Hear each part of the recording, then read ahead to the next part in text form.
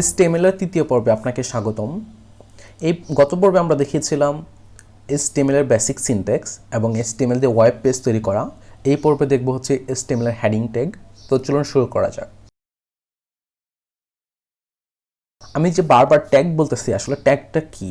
Tag হচ্ছে HTML এর প্রত্যেকটি এলিমেন্টকে আমরা ট্যাগ নামে ডাকি, যেমন হচ্ছে heading tag, HTML root tag, title tag, body tag এবং H1 ট্যাগ।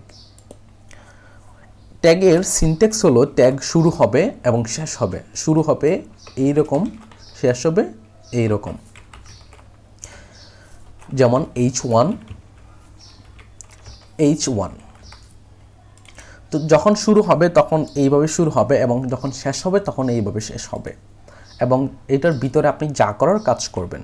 সাপোজ আমি যদি এটার ভিতরে হেডিং লিখতে চাই, দিস ইজ হেডিং ট্যাগ 1, ওকে।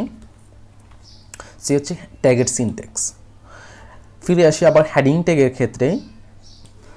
HTML-এ 6 ধরনের হেডিং ট্যাগ রয়েছে, যেগুলো আমরা ওয়েব পেজের হেডিং ডিফাইন করার জন্য ব্যবহার করে থাকি। প্রথমটা আপনারা অলরেডি দেখেছেন, হেডিং 1, এবং দ্বিতীয়টা হচ্ছে heading 2। This is heading tag 2। এবং তৃতীয়টা হচ্ছে heading tag 3, H3। This is heading tag 3। এবং চতুর্থটা হচ্ছে H4, this is heading tag 4। এবং পঞ্চমটা হচ্ছে H5, this is heading tag 5।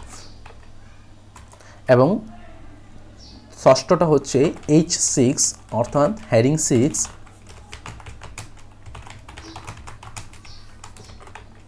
তো এই হচ্ছে মোটামুটি HTML এর 6টি হেডিং ট্যাগ। চলুন আমরা একটু ব্রাউজারে দেখে আসি এটা কেমন দেখায়।